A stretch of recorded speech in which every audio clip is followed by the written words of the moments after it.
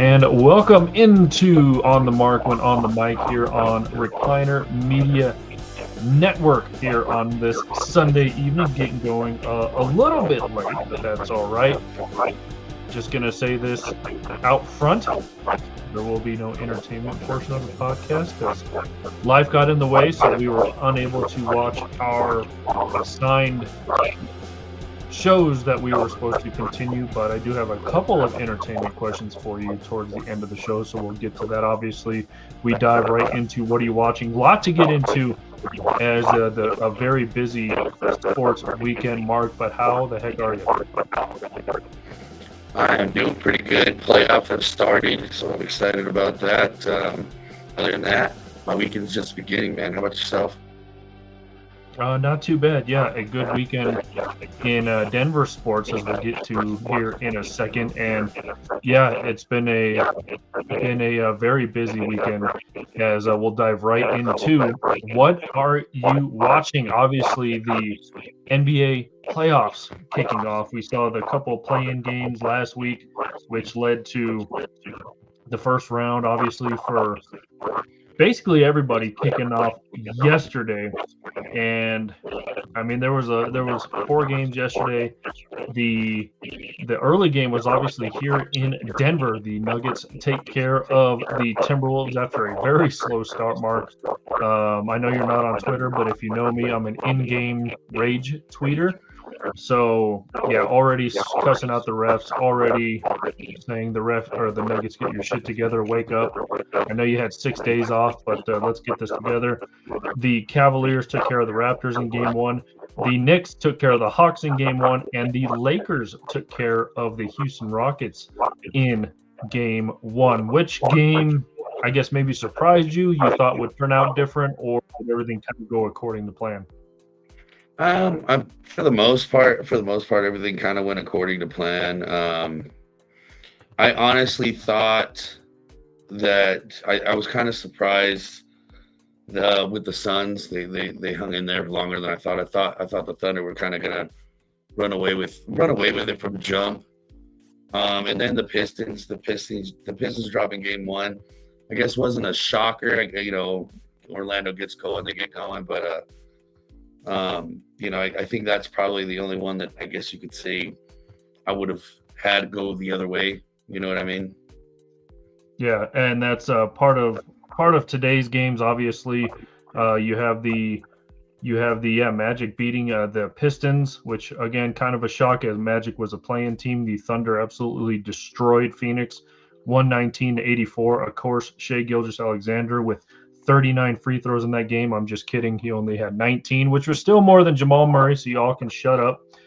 4 of the 16 that Jamal Murray shot, by the way, were technical fouls, so he really only had 12. And shut up, Chris Finch, by the way. Just got to put that out there. Quit crying like a little baby. I know you're sticking out for your team, but Joker and Murray are not floppers. They're hardly on the ground, so shut the F up. And then, of course, you have the Boston Celtics taking care of the 76ers. Has Embiid played a game in like 3 years, by the way? I have no idea. That man is like an eclipse when you get to see him. Yeah, and you have to wear goggles when you watch him as well, because if you don't, he might get hurt if there's too much reflection off the court. That's right. Yeah, there was some weird stat. I forgot what it is that he's only played in like 65 games since he won MVP or something like that. It was a very strange number. There is a game going on right now at halftime. The Spurs have a 10-point lead over the Portland Trail Blazers. So yeah, today, like you mentioned, kind of everything going to plan except for the Magic over the Pistons yesterday. Some of the boneheads on TV will pick Minnesota to sweep the Nuggets somehow, but obviously that is already blowing up in their face. I'm actually surprised that Nick Wright, mostly Nick Wrong, actually picked the Nuggets to go all the way to the finals, Mark. That was a huge surprise. That was a shocker. He usually hates Denver teams, hates everything about it, and I'm really surprised that he picked the Nuggets to go to the championship. I actually did see a lot of people have Nuggets in Boston in the finals, which would be a great talking point for us. Yes, it would. I said I was just gonna bring up. I'm hoping that's what the final is. Um, Obviously, looking at this, just on paper, you're thinking Nuggets and Thunder are gonna try and battle. Are gonna have to battle it out, and you're on paper looking at it, Celtics and Pistons. So it would be awesome for both of our teams to beat those guys in the conference final to be able to face off. It'll be fun to talk about with you during that time. Yeah, it would be yeah, it would be crazy. And it's funny because obviously the Nuggets won in 23 and then the Celtics won in 24. So they both have recent titles to their names in recent years. And then obviously the Oklahoma City Bubble Wraps, I mean the Oklahoma City Thunder uh, obviously won last year. No, you can't tell that I dislike Oklahoma City, can you? Of course not. Yeah, so again, one game in progress right now, and of course that is the Spurs and the Timberwolves. So again, a lot of NBA going on. Fun to see. Playoffs are always fun to watch. And obviously, you have the NHL playoffs coinciding with the NHL playoffs. Obviously, the seasons have always been aligned. They both have the same number of games. They both start around that October-ish area, training camp and stuff like that before. And again, yesterday kind of kicked off the NHL playoffs. And again, only 3 games on the slate. Yesterday, I think the biggest surprise was the Minnesota Wild absolutely destroying what was supposed to sweep their way to the finals, apparently, the Dallas Stars. And Minnesota, by the way, the former I don't know if they're the former or anyway, the Dallas Stars used to be headquartered in Minnesota. They were called the Minnesota North Stars, and they moved to Dallas and dropped the North because they're in the South now. You can't be called the South Stars. That would just be stupid. But anyway, the Minnesota Wild beat the Dallas Stars yesterday 6-1, and the Flyers took care of the Penguins 3-2. Hurricanes shut out the Ottawa Senators 2-0. Fast forward to today. Again, they just give Denver all these early games. I like the early games, honestly. It would be cool to have those games in primetime, Mark. So not only the announcers, but fans know who the hell people are talking about when you mention Colorado teams. But, we're a flyover state. I get it, I guess. Just dusty old cow town. And so they got the Denver Nuggets got a 1:30 start yesterday. The Avalanche got a 1 o'clock start today. So they're like, yes. Plus they're playing the Kings, I guess. I don't know. Every time I mention the Avs are playing the Kings, Mark, people think like, I thought the Kings were a basketball team. And not many people realize that LA still has a hockey team, by the way. And it is the LA Kings. Avs win 2-1. And the Kings got a late goal in that game as they pulled the goalie. So they did have an extra skater. The Montreal Les Habitants, the Canadiens, take care of the Lightning in overtime. I'm absolutely sick of Tampa Bay also, so I'm kind of glad they lost. And Buffalo just got a win moments ago over the Boston Bruins 4-3. Kind of good to see Buffalo back in the mix. I mean, the Sabres haven't really been relevant, I guess, for lack of a better term, since I feel like Dominic Hasek was minding net way back in the day.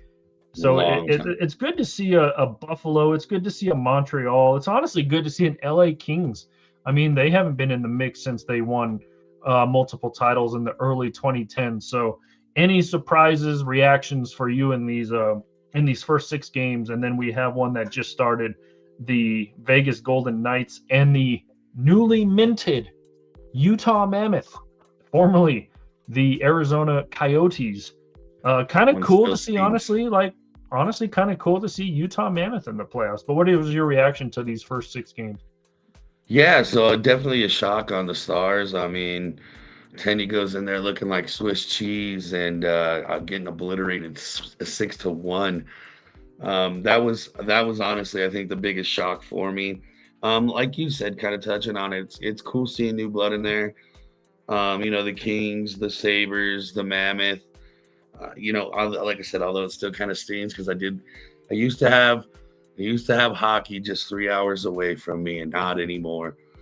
So, no, good on the Mammoth though. I think that's pretty cool. And like the Canadians and the Lightning.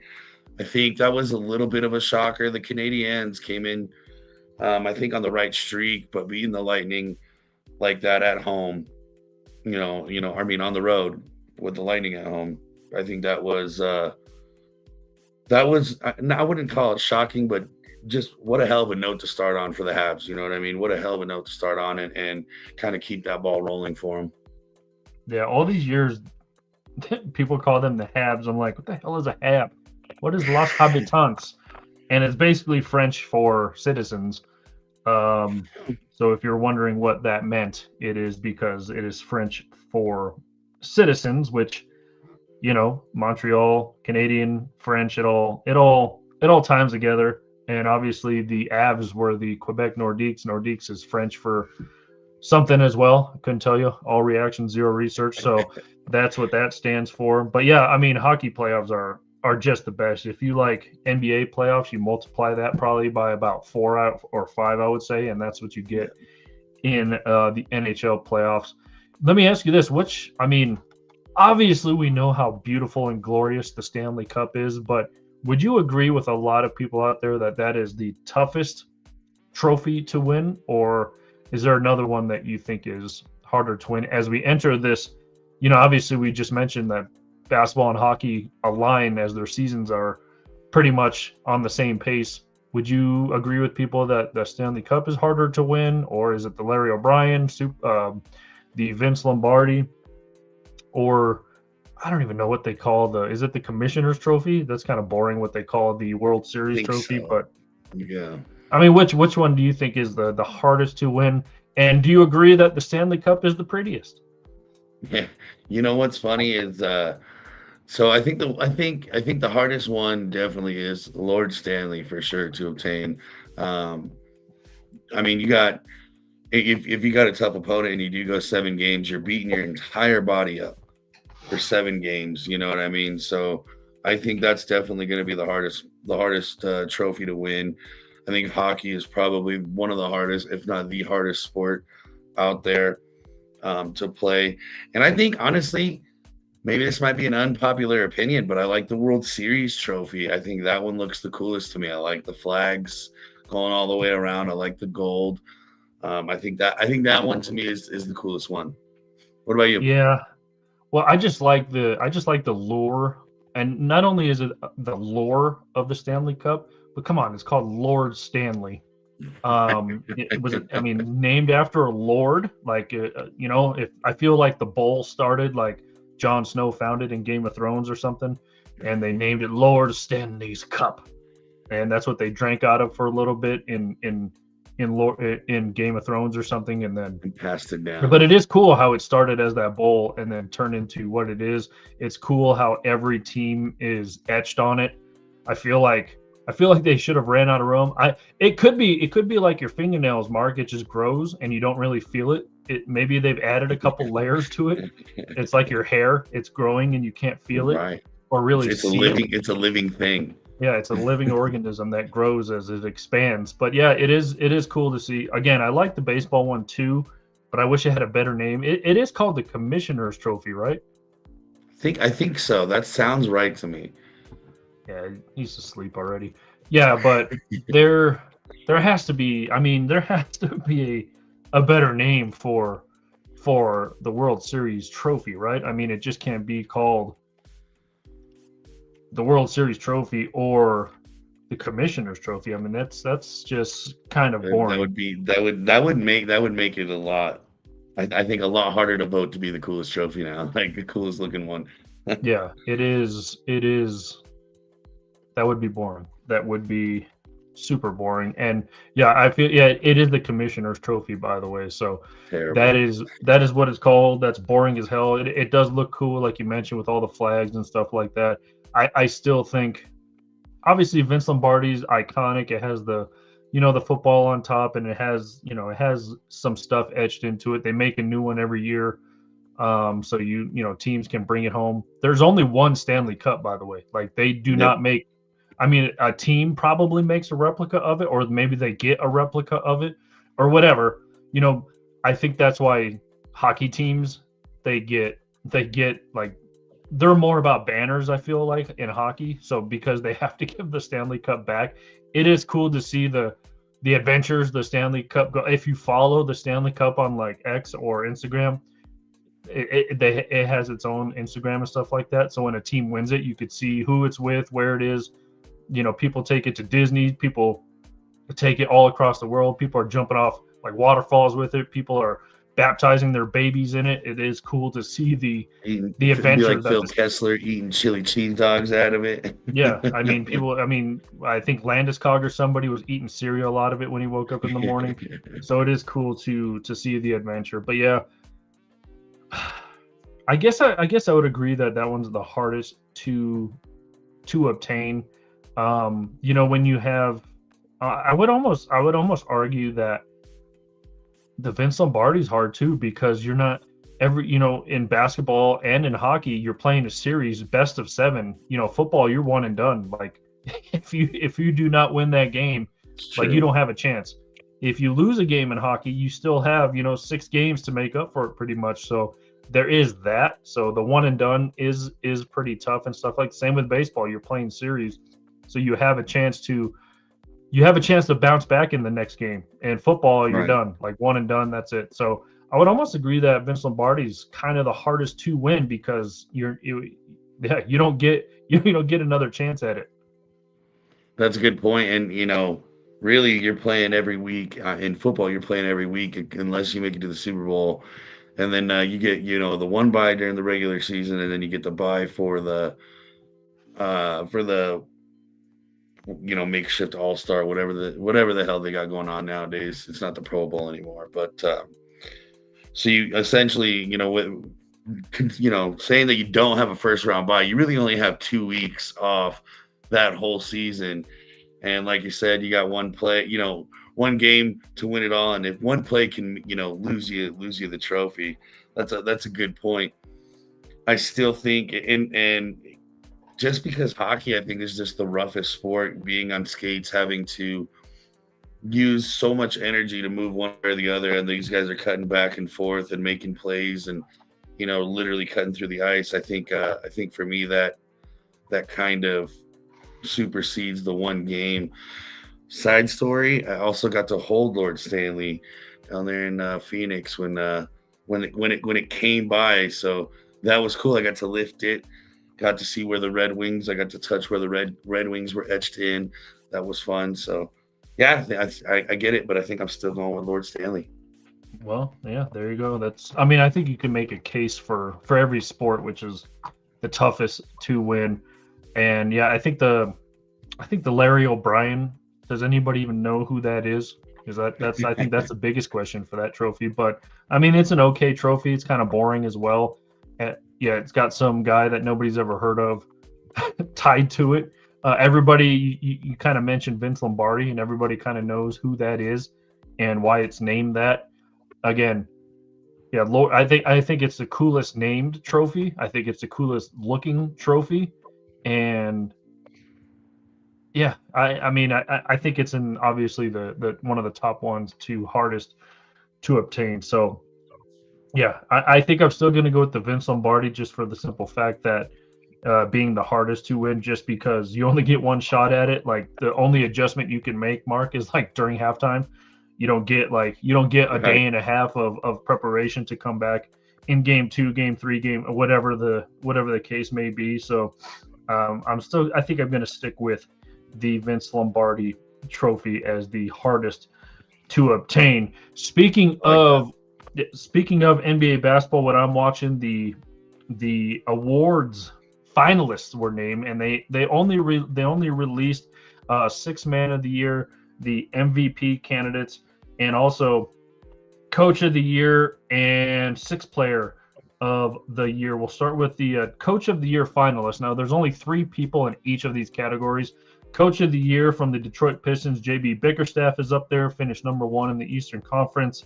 Mitch Johnson for the San Antonio Spurs, and of course Joe Mazzulla for your Boston Celtics. Now, I will say, Mark, no disrespect to Boston, I feel like he's in the running every year. I feel like he's got the same team every year. I get it. Jason Tatum was out for 85-90% of your season.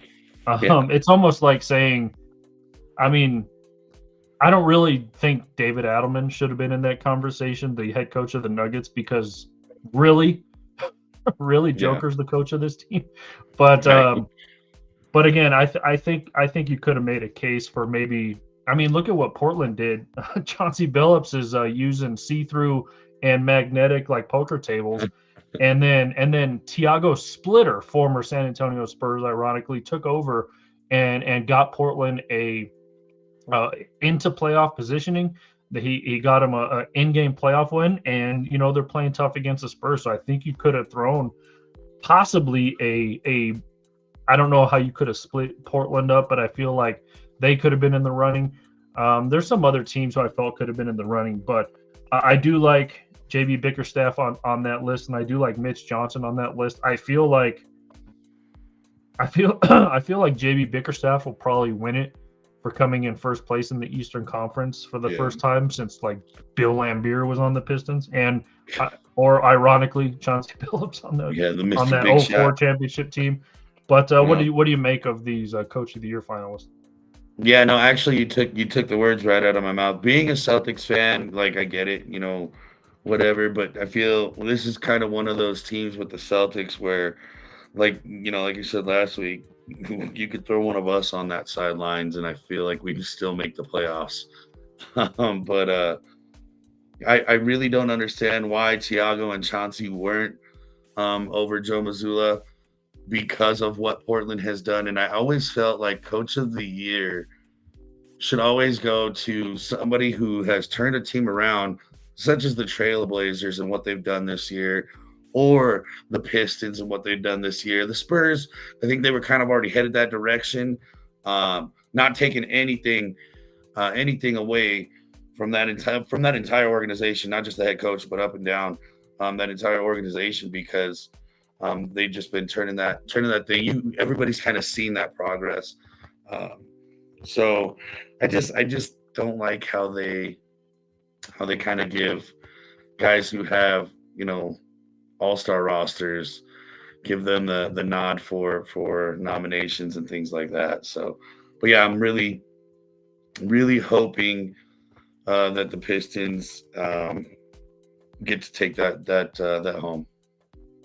Yeah, so I wouldn't be mad if Mitch Johnson won either, and I would have been pissed if like JJ Redick was on this list, and I could see the reasoning why they would put him on. He's a I think what second year coach. I mean, but Yeah, when you have like Luka Doncic and LeBron again, LeBron's a coach of that team really. right, Um, you could right, throw us on the sidelines and probably make the Lakers right. a 5 seed in the West. That Yeah, just we're just gonna because still of be the okay. just because of the talent and leadership that they actually do have on the court. But yeah, I like Bickerstaff and I like Mitch Johnson. Wouldn't mind if either of those guys won the Coach of the Year. All right. Rookie of the Year finalist from the Philadelphia 76ers, VJ Edgecombe from the Dallas Mavericks, Cooper Flagg. And how about his college teammate from the Charlotte Hornets, Con Knippel. Charlotte tried to make a run there in the play-in tournament. Dallas obviously need a little work, and Philly just got blown out today, so we will see what they do. But I feel like the tide was turning for Cooper Flagg early in the season, and then VJ Edgecombe made a push in the middle, and I feel like Con Knippel made a very good case at the end. So they all kind of played their part. So I'm not mad at this list at all. I think all three are very deserving. But who do you think's walking away with that Rookie of the Year? Yeah, no, I think you actually nailed it on the head. With all three, and this is for once, I'm actually happy with this list. But man, for me, it's either VJ or Cooper. I really think they were kind of the leading the way the majority of the year. And I think Cooper's gonna walk away with it. Although I'm rooting for VJ. Yeah, I just is it wrong? I don't want to see Cooper Flag win it, but I mean, I wouldn't be surprised if he did. I no, I have nothing against him. He was in a tough situation this year in Dallas, Yeah, and he might be snubbed just because Philly and Charlotte made it to the postseason. I know Charlotte lost eventually in the play-in game, but they put themselves in position to be there, I guess. So that might be a reason to not give it to Cooper Flag. I get it. It's not a playoff award. These are regular season awards. At least that's what they tell us, Mark. I feel like they almost wait to see what happens in the playoffs for some of these awards, just to make the case a little bit better for whoever wins it. But I wouldn't be mad if any of these guys won it. Obviously, Philly did have a stronger playoff position this year, so I could see I could see why VJ would win it. I think I'll just go with the majority at the beginning of the season. Obviously, Cooper Flag was almost a shoo-in, like I said at the beginning of the season. Like the first couple months, he was already dubbed like Rookie of the Year, and then he went through a little bit of injury problems and stuff like that. So I wouldn't be surprised if he win it, but I think I just got to go with Cooper Flag. I think that's I almost feel like that's the people's choice besides us, really. But I feel like he was trending towards that direction when the season started, and I feel like I don't know. I feel like he's maybe the bigger name of the three. I don't know. I just feel like he's going to walk away with it. I mean, I wouldn't even be mad if there was co-rookies of the year. Right. Yeah. No. Same. And for whatever reason, like you said, I completely agree. For whatever reason, it just feels like that award is going straight to Cooper. I don't know if it's because of all the hype and the talk all year long, and he kind of matched that energy with his stats. I don't know if it's just because he's more well known. I don't know, but yeah, I feel like Cooper Flag's gonna walk away with it. But like you said, I'm hoping Edgecombe gets it. That'd be fun. All right, and then you have let me find it here, the sixth man of the year finalist from the San Antonio Spurs, Keldon Johnson; from the Miami Heat, Jaime Jaquez Jr.; and from the Denver Nuggets, Tim Hardaway Jr. Yeah, led the league in a 3-point percentage. How about this? This is his first and only season in Denver so far, Mark, and he already broke the franchise's 3-pointers made in a season, breaking Michael Porter Jr.'s record that was held by MPJ. Jaime Jaquez from the Miami Heat, obviously, and Keldon Johnson from the San Antonio Spurs. I was watching, I forgot who was talking about the Sixth Man of the Year award, and one of them, I forgot who was talking about it, but he said, I was going through San Antonio's lineup, and you could pick like 4 guys who should be eligible for Sixth Man of the Year just from San Antonio alone. But Mark, obviously, I have a little bit of bias with Tim Hardaway Jr. I mean, he was a fantastic pickup. I mean, the Nuggets have been lacking depth for a couple of years, and he just gives you that. I mean, he's not afraid to shoot from anywhere. Plays well. He plays well with Jokic coming off the bench. And so you could put him at that 2. I mean, he's played a lot of 3 this year. He can take the ball up the court. Yeah, but I feel like it's going to be either, no disrespect to Jaime Jaquez, shout out to his sister for getting drafted. We'll get into that. But I feel like it's either going to be Keldon Johnson or for Tim Hardaway. Again, I know it's not a playoff award, but both of those teams have made it farther. Obviously, Miami fell short again in the play-in tournament, and so I obviously biased. I hope Timmy wins it. I get it. Yeah, no, and I agree with you. NBA, I think, is one of the worst when it comes to these regular season awards, because they sure do. They wait until the playoffs are kind of in mid-swing before announcing any winners. So I agree with that statement that it's probably going to be Hardaway or Johnson. I think Johnson is the heavy favorite. I think he's going to win. I think what he's done, from the bench, starting and complimenting that entire San Antonio roster. I think he's going to win it all. Absolutely zero disrespect to Hardaway over there in Denver, but I think it's Johnson's turn to win. There you go. All right, the most clutch player of the year finalist. This is going to be hard for whoever picks these guys, but it's Minnesota's Anthony Edwards, OKC's Bubble Wrap Shai Gilgeous-Alexander, and I guess the new flopper from Denver, Jamal Murray. So those are your clutch player finalists. Obviously, biased here again. Jamal Murray had a career year, first All-Star pick this year, averaging, I mean, career highs in every single category this year. Played out of his mind. One of the few years in the last couple that he's been healthy. You know, he's rolled his ankle a couple times. He's missed some games, obviously. But yeah, I mean, it's going to be hard because all three of these guys are so clutch for their teams, Mark, that it's going to be hard to choose who. But obviously, I'm biased. I like Ant Edwards. I like his game. I feel like he's a little bit too cocky for my britches, but that's just me. But I do like his personality. I do like his game. And you know my thoughts on the Thunder. So I'm going to be biased here and go with Jamal. I know he probably won't win. And this is, again, a tough list for whoever has to choose this. Obviously they get voted for, but whoever votes for these choices, I'm sure it's a hard choice, but I hope Jamal wins this one. Yeah, you took the words right out of my mouth. This is one of the hardest awards. Like I'm so glad I don't have to be the one to pick, because deservingly all three of them could win. You know what I mean? So I'm gonna go with Anthony Edwards. I think he's gonna take it. I think he might surprise everybody and take it away from Shy over there. So maybe. I mean, I think in my opinion, he was the most fun to watch this season.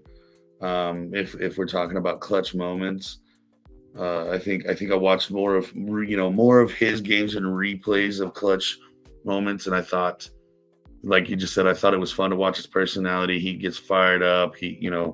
I love how he like I said, gets fired up, and just that arrogance that you're saying you dislike a little bit, I think is one of my favorite things about him. So hopefully Anthony Edwards takes it and runs with it. Yeah, as long as it's not Shea, then I'll be happy. All right, the most improved player finalist is from the Atlanta Hawks, Nikhil Walker-Alexander, the not so floppy cousin of Shea Gilgeous-Alexander. From the Portland Trailblazers, Denny, I can't pronounce his last. I don't know how to say his last name. Abdija. I don't know, but he honestly, I think he's the front runner to win this. And then Jalen Duren from the Detroit Pistons. Yeah, Nikhil Walker-Alexander obviously got paid by Atlanta after a couple of years with Minnesota. He was one of the defensive guys that the Nuggets just couldn't figure out over the last couple playoff series. So I'm glad he's on the East Coast. But I feel like Denny from Portland, might walk away with this. People dubbed him a bust and kind of crapped all over Washington's draft pick of him a few years ago.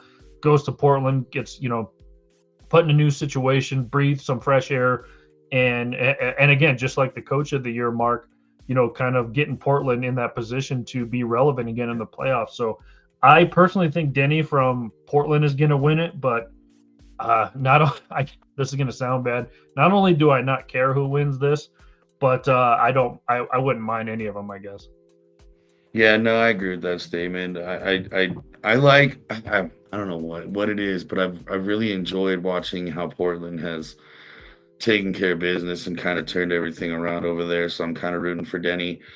But overall, like you said, I really don't care about this award. This one to me is kind of like, I think we're just making shit up to hand out. You know what I mean? Yeah, it could be, but I get it. I mean, Jamal Murray has been on this list because he tore his ACL and then had a good year the year after. I think Klay Thompson's been on this list because he missed a whole season. So there has been bigger names on this list just because they've come back from injury and they obviously improved from the year before. But yeah, I think the Portland guy, I think he is going to walk away with it. All right, defensive player of the year finalist. Well, first of all, you got like 2 7-foot people on this team. Chet Holmgren from OKC, Usar Thompson from Detroit, and of course the alien Victor Wembanyama from the Portland. Excuse me, I was still looking at what's his name from the San Antonio Spurs. I think this is a clear shot who's going to win this game or win this award. When you're like 9-2, and everybody is afraid to drive to the basket. Although I will say, Jokic was he put away his fears in the last game of the season, and then also in the game before that, and was shooting fadeaway jumpers over Wemby's outstretched arm, which was crazy. I don't know if you saw those highlights, but I think Wemby, I think he might be, what is that, unanimous in this voting. Yeah, it's when when you're 17 feet tall, it's easy to stack up the blocks, and that block average is insane. I think it's just around over three blocks a game. I just I can't imagine it going any other way. Yeah, so I think the alien. I think he walks away with it. I don't think there's really much of a debate for that. Maybe nobody's really holding that one back. Yeah, and it is crazy to think that a couple of guys have been in multiple, like, I feel like if Wemby doesn't win MVP, then they'll give him Defensive Player of the Year. I think that's how they kind of skew these awards as well. But we'll see. Speaking of MVP, the three finalists, by the way, and they said Luka got snubbed. I think him and Cade Cunningham put in like I don't know if they did themselves or whoever, their teams, I would imagine, put in like what do you do when you get suspended? Appeal. They put in like they appealed it. They appealed the 65 game rule. Yeah. And they won, really. So Luka and Cade Cunningham were eligible for these wins, but they did not crack. Neither of them cracked the top three, by the way. So it is between SGA, Nikola Jokic, and Victor Wembanyama are your top three finalists. And Jokic barely met the minimum. By the way. He missed about a month of games, which a month of basketball is what, like maybe 12 to 14 games if you play every other day or whatever it is. So he did play the final game of the season mark. And not only that, but you have to play a minimum of 20 minutes in those games, by the way, to be eligible for these awards. So Jokic literally only played the first half, so he made him eligible for these awards. Funny story, Bruce Brown, another sixth man who comes off the bench for the Nuggets, played in all 82. He was never going to win these awards, any of these awards. I think the only one he'd be eligible for or even thought of would be like sixth man of the year. But anyway, he played in all 82 games, but he did not play in an average of 20 minutes per game. So he is not eligible for any of these awards. So that's how they get you. That's how they get you, right? Unfortunate. That is unfortunate. Yeah, so Nikola played in 65 games, started all 65. Here are his stats for the season mark. 27.7 points per game. He averaged about a block a game, by the way. 1.4 steals a game, 10.7 assists per game, just under 13 rebounds a game, 12.9, and 38% from three. He was 83% from the free throw line, and he was almost 57% shooting field goal percentage. And he did lead the NBA, by the way, in assists and rebounds. So those are Nikola Jokic's stats for this year. SGA, he played in 68 games, started 68 games, obviously. 31 points per game. Same amount of blocks, actually, 0.8. Same amount of steals as Joker, 1.4. 6.6 steals, 4.3 rebounds per game.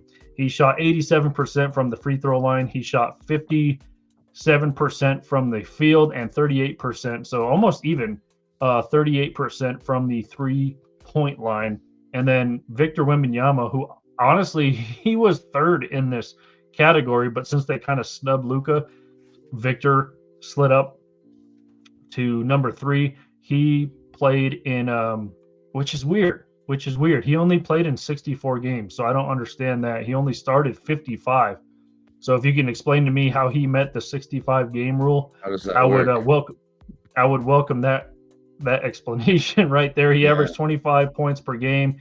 He averaged 3.1 blocks, like you mentioned, a steal a game, 3.1 assists per game, 11.5 rebounds per game. He did shoot 82% from the free throw line. He did shoot 34, almost 35% from three-point line, and he shot 51% from the field. If you're wondering who was the top 10 in MVP candidates, it was Nikola Jokic, Shai Gilgeous-Alexander, Luka Doncic, Victor Wembanyama, Cade Cunningham, Jalen Duren from Detroit. Jamal Murray also made this list. Kevin Durant, Chet Holmgren, and Jaylen Brown from your Boston Celtics. So those are your three: Shai, Joker, and Wemby. Who you got? Man, that's a complete toss-up, and you and I both know they're gonna wait until the NBA Finals to announce this this regular season award. But I'm thinking definitely SGA or Jokic is going to win. And believe it or not, I think it's going to be based on who goes further in the playoffs, even though the NBA doesn't want to tell you that. Yeah, obviously, again, another category in which I'm biased in, by the way. I mean, again, going to sound like a homer, whatever you want to call it. Let's face it, stat-wise, team-wise, whatever you want to say, Joker should probably have 4 MVPs. The one that they gave to Embiid that one year was voter fatigue. Not only that, but Embiid came out and like cried about it, and then hasn't played a game since, it feels like. And then, and honestly, like that year, I feel like Luka should have won that year when he was with Dallas. It would have been justified if Luka. I mean, I feel like he leads the league in scoring every damn year, including this year, by the way. I know they quote unquote snubbed him but he averaged 33.5 points per game. So he was the scoring champion this year. Again, I don't understand the Wemby games played. Cade Cunningham played in 64. Luka played in 64. So I don't understand how Wemby got there. I mean, unless this is a typo or something, but it says he only played in 64 games. So I really don't know how that works. And then you snub Cunningham and Luka from that list because they were 1 game short. I don't know, but maybe that's why they won't give it to him. Maybe they'll give him to throw him a bone and give him Defensive Player of the Year. I don't know, but again, I hope Jokic wins it. Should be like 5 straight MVPs at this point. He'll tell you he doesn't care, but again, he already has 3. So again, I get it if they don't want to give it to him. I think after this year, SGA might get that voter fatigue as well, but I don't know. We'll see. I hope Joker wins it, but I wouldn't be surprised if they gave it to Shai. I wouldn't really understand if they gave it to Victor Wembanyama after reading out home. He's only played in 64 games, so that's kind of weird. So with that being said, I guess it's between Joker and SGA, and I hope Joker wins it. Yeah, I agree with that statement. And for me, I've never liked how the NBA has done these awards. I think they screw it up damn near every year. And like I said, we're not going to know until we see who goes furthest in the playoffs. That's when they're all of a sudden going to announce this regular season award. And I think they kind of fumbled it, letting Wemby as one of the finalists. That doesn't make sense to me. I think Cade Cunningham or Luka should have been in that spot. So yeah, it doesn't.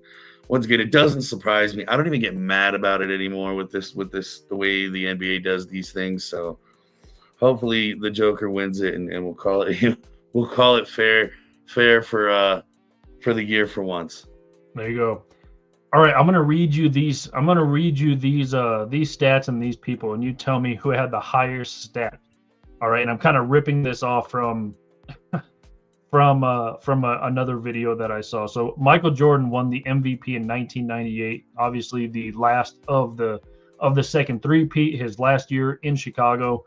So who had the highest points per game? Jordan's 1998 MVP season or this year for Joker? I feel like this is a setup. Oh man, your knee-jerk reaction wants to go to Jordan, but I'm gonna say Joker.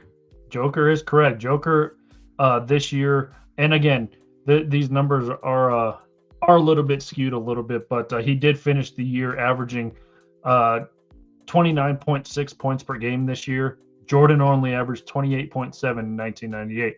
All right, who led in rebounds per game? Jordan or Jokic? I want to take Jordan on that. Rebounds? Jordan only averaged 5.8 his MVP season. Joker averaged 12.7 this year. It wasn't even close. All right, how about assists per game? Jordan or Joker? Oh man. I'm gonna go ahead and say Joker. Joker, that is correct. This was a surprise for me. Jordan only averaged 3.5 assists to that MVP season. That's it. Joker this year averaged 10.2. Wow, that's All it. Right. Steals per game.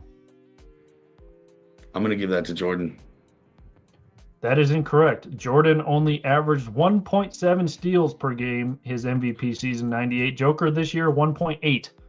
I'm starting to see a pattern, sir. All right, blocks per game. Keep in mind, they say Joker can't jump over a piece of paper.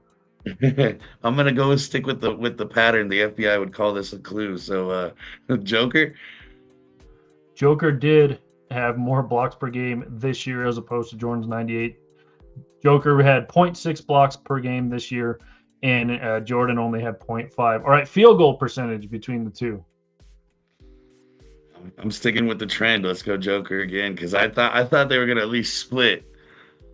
Jordan only shot 47% his MVP season 98. Joker this year 58% from the field. Wow. All right, 3-point percentage. Joker. That is correct. Joker shot 42% from 3 this season. Jordan only 24%. Wow. All right, free throw percentage. This one's got to be a toss-up. Is it at least close? Can you tell me if it's at least close? It's close. I'm going to go with Joker, then. That is correct. Joker shot 80% from the free throw line. Jordan, 78%. So That's just, yeah. I mean, I think back in the day, they only really looked at points per game, and they're like, well, shit, Jordan averaged almost 30 a game. We're giving him MVP. And, Joker, obviously almost 30 a game as well. But that is just a little comparison of Jordan, again, my GOAT, a lot of people's GOAT, the 1998 MVP, opposed to Nikola Jokic's numbers this year, and might come in third place in MVP if it comes to that. So I thought, I saw those and I was like, this is just nuts. But that's where we are. All right, man. Anything on your watching list here? Just baseball season. Glad it's back. Padres are looking hot. Mason Miller's looking hot. Obviously, we talked about it before the show. The Rockies beating up on the Dodgers this weekend absolutely has me thrilled. And just glad baseball season's back. I love this time of year. So, this is it's always fun when baseball's back. You get to go in and spend a couple bucks and sit in a game and waste half the day watching some baseball, eating some ballpark dogs, having a couple of cold ones. I think that's fun summertime stuff. So that's what I'm watching. Well, apparently I haven't done any fun summertime stuff because I honestly, Mark, I have yet to watch a minute of baseball. I don't know what it is.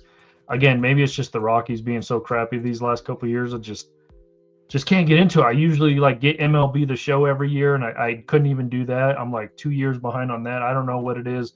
I would love to travel and watch baseball. I think that would be cool to go somewhere else and watch a team play. But yeah, just to get the travel in and experience a new stadium, I think that would be cool. But hey, like you mentioned, Rockies took 2 of 3 from the Dodgers this weekend. So it was a selfishly good Denver sports weekend. Nuggets got a playoff win. Avs got a playoff win.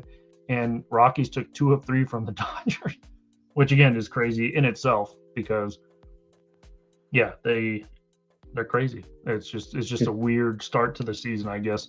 It was crazy hearing local social media, I think the the Rockies swept Houston like one of the first weekends of the season, and they were like 4-4, and everyone was like, "Is this going to be a change in the tide of the Rockies?"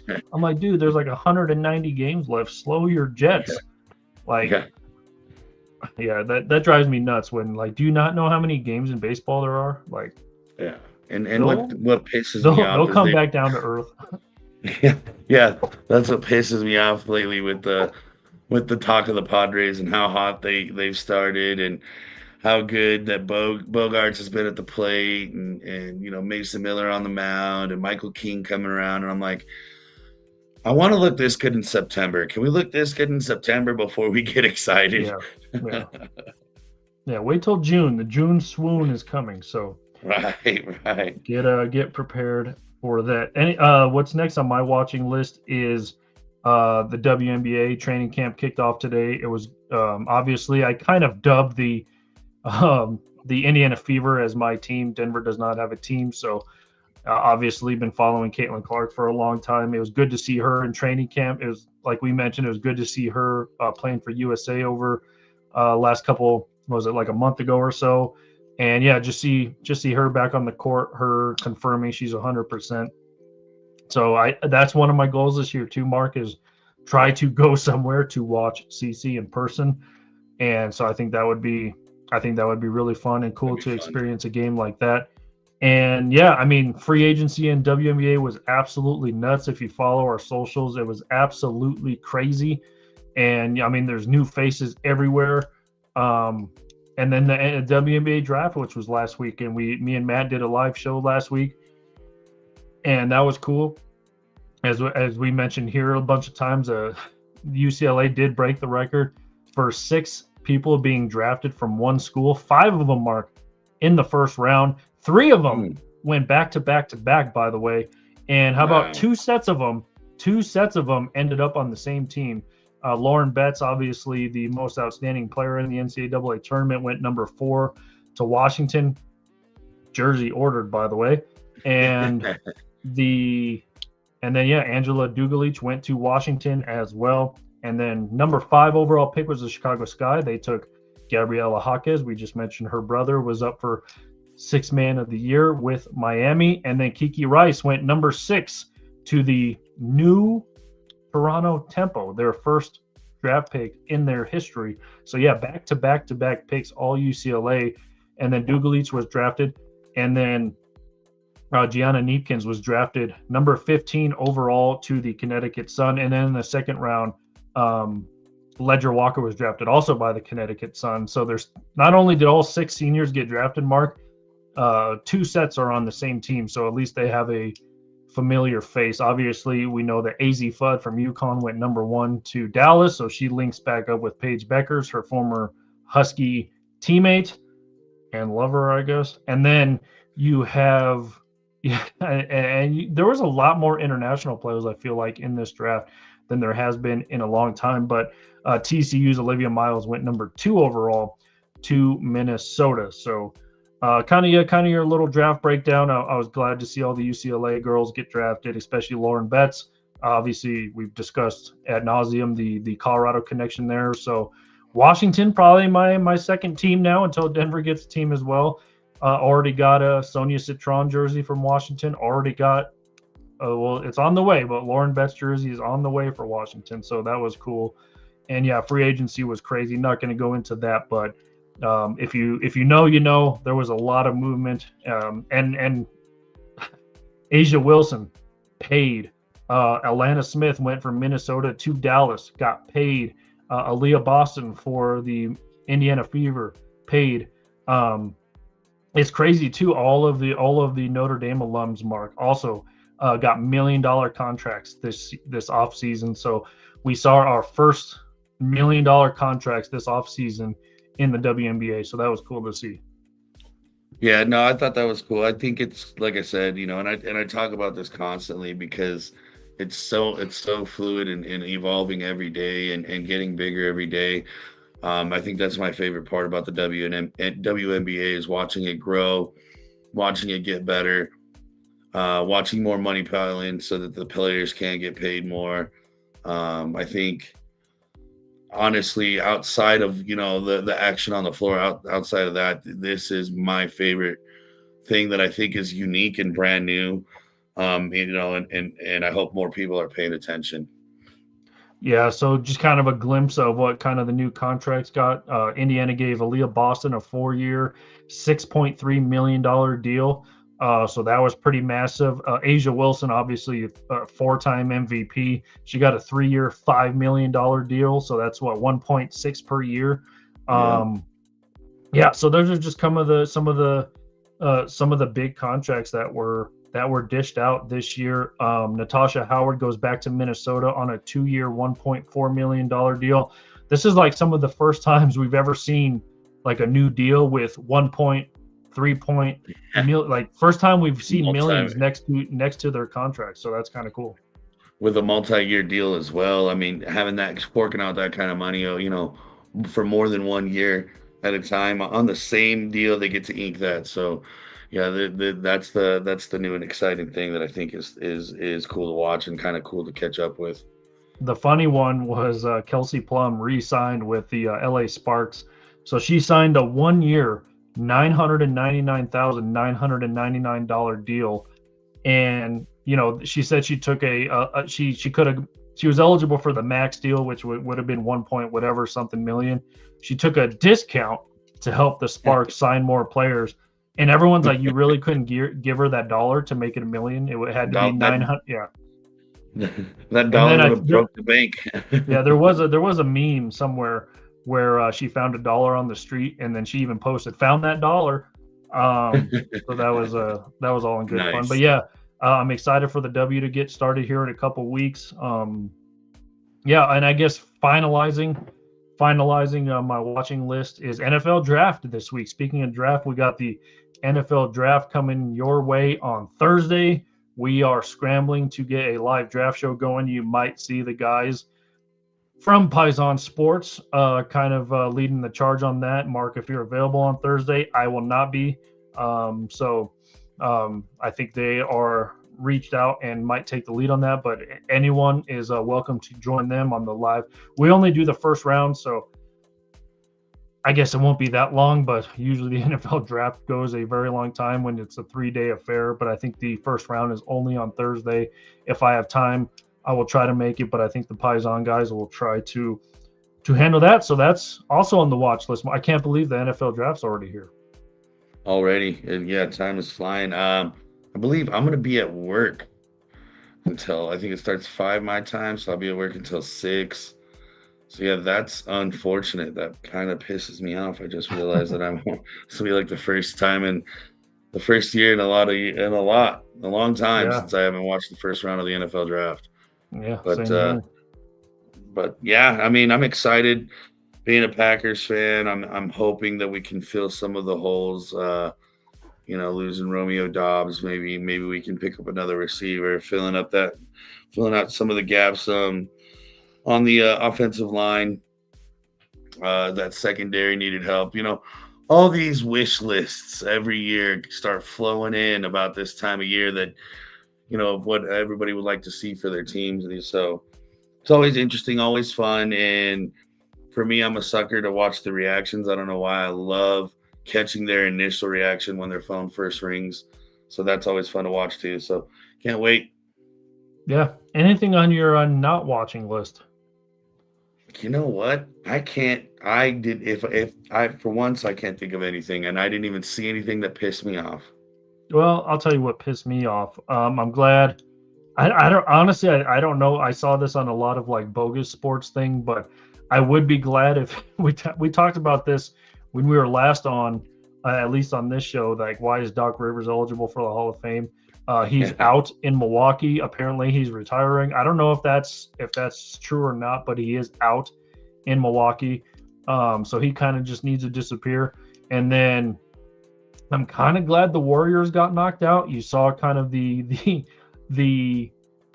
again. I saw this post and I loved it, Mark, when it said, "Hey, Draymond's going out the way he loves, like getting a technical and kicked out of the game." So again, he needs to disappear. Steph Curry said he's going to play multiple more years. Will it be it would be so weird, by the way, to see Steph Curry put on a jersey of another team. That would be absolutely crazy. But and then Steve Kerr, is he going to hang around too? So I'm kind of glad all that crumbled and not in those particular people's favor. So we will see what goes on with the future careers of those members of the NBA. But yeah, we'll see. It's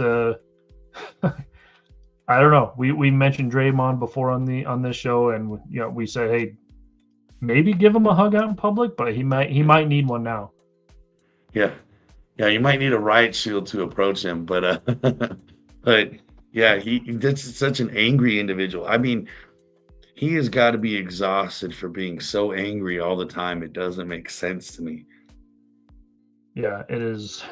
It's crazy to see. It is just, yeah. So bye. Anyway, yeah. So I guess that's my not watch list. So there you go. I love it. Like I said, slow week, I guess, because nothing really caught my attention that really pissed me off. So I was able, speaking of baseball, I will be at least watching some baseball in 2028, Mark. My time slot opened on Friday to perhaps purchase tickets for the 2028 Olympics in Los Angeles. So I bought 2 baseball games. I like that. Yeah, one's I can never say this word the first time, preliminary round game, and one is actually the bronze medal game. And nice. Yeah, so I don't know, obviously, what teams it's going to be. It'll be at Dodger Stadium, which is kind of cool, and nostalgia, and kind of a classic baseball setting with the palm trees and stuff like that. And then I wanted to look at basketball tickets, and they didn't even have like the basketball. All they had was a 3-on-3, which would be cool. Mark, the cheapest ticket for that was like $1,100.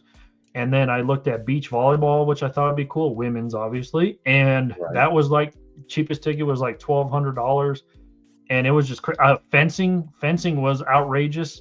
Luckily, baseball was like the lowest. That's why I got baseball tickets, because you would think baseball would be on that upper echelon of ticket prices, but it was honestly the cheapest. And it's like an outfield box for $200 a ticket, which was not bad, I thought. Yeah, no, and apparently fencing got extremely popular overnight because that they wanted that in American US dollars, sir.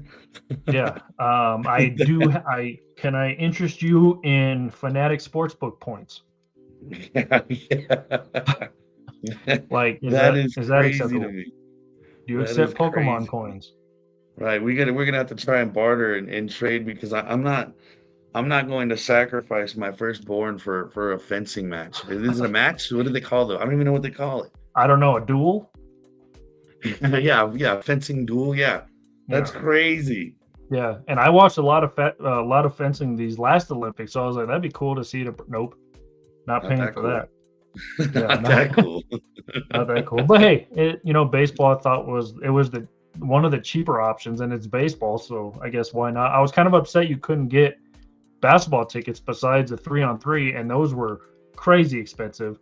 I'm assuming beach volleyball was expensive because you see kind of how small the stadium. I mean, it only looks like you can fit like 100 people in the makeshift arena or whatever it's called they build for that. So I guess that was explainable, but yeah, that kind of makes sense, and it's way more popular than fencing.